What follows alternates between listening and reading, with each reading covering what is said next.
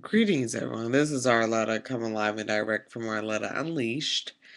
And this is going to be a very brief post because I'm a little tired. Had the brilliant idea of working outside in some, I don't know, 98, 100-degree Texas heat today.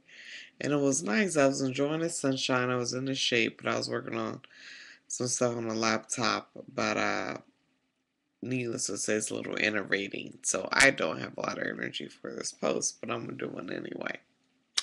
So, briefly, the topic is Epiphany. And pretty much this morning, every morning I go and I listen to Abraham Hicks, uh, a CD. And the one that I've been focusing on recently is it's the Art of the Lying workshop that was recorded a couple years ago, and it's featured at the back of the Money and the Law of Attraction book. It's an amazing, amazing CD. Very targeted, very specific, and quite useful for me, at least where I'm at right now. And so when I was listening to that, of course, I've heard this over and over and over again because I pretty much listen to it every morning and every night. I've done so for the last couple of weeks. But every time I listen to it, of course, I get something different out of it.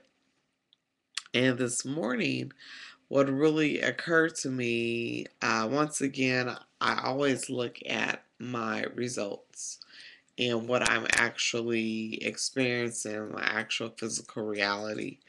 And if it's exactly what I'm wanting, fine. If not, I have to go and look and see what needs to be tweaked so I can experience that.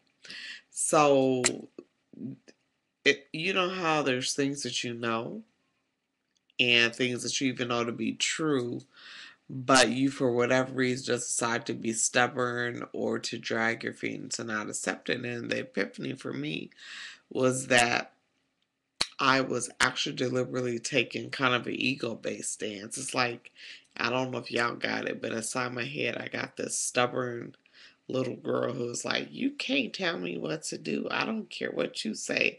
I'm going to keep doing what I'm doing because ultimately I know what's right and you don't. Who the hell you think you are anyway? I don't know if y'all got that little voice inside y'all head, but I do. And I heard that voice this morning. And I was like, this is crazy, because I'm a lot more conscious of ego. And usually, if I truly allow the ego to come to the forefront to determine my reactions or responses, it's very deliberate. I'm like, well, hey, I'm having an ego moment. That's what I'm going to do. What do we do? Whatever, whatever.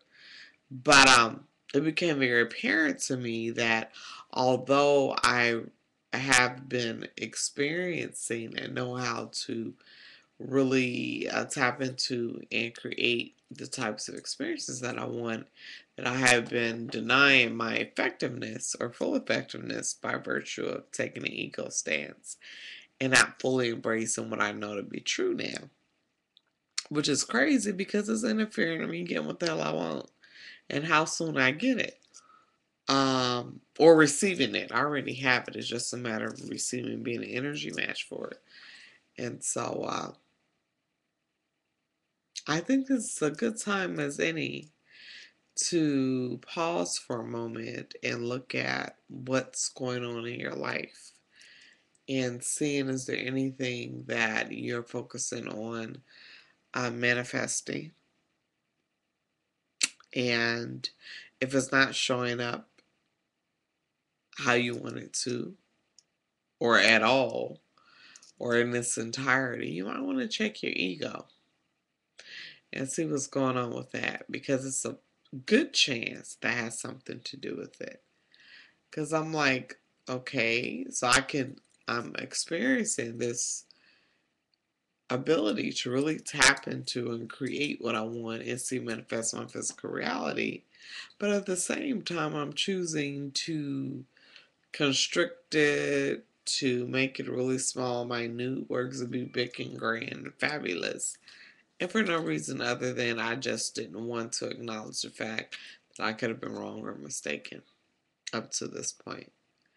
And that's the funny thing about how ego works. It has to be right.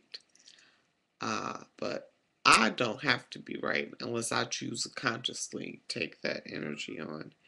And so that was my epiphany.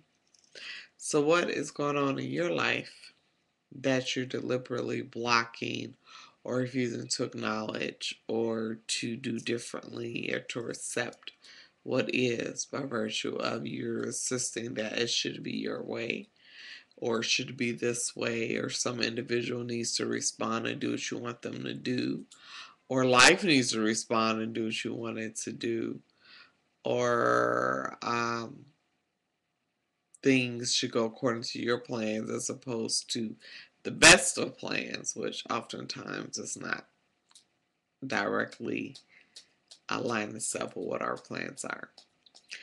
So that's pretty much what I have to say on that. But it was kind of like a checkmate for me. It's like, it was a check and then it was a checkmate because I acknowledged it, I changed it, I did a little releasing around some of the things that I had been blocking from allowing me to experience my ego, and that's how I won with the checkmate.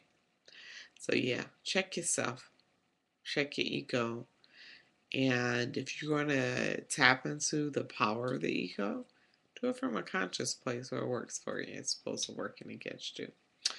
And folks, that is all that I have to say for y'all this lovely evening. I'm going to go get me some rest. I have lots of fun things to do tomorrow. And as always, it's all good. Love y'all. Wonderful, wonderful evening. Hugs and kisses. Kisses. Peace.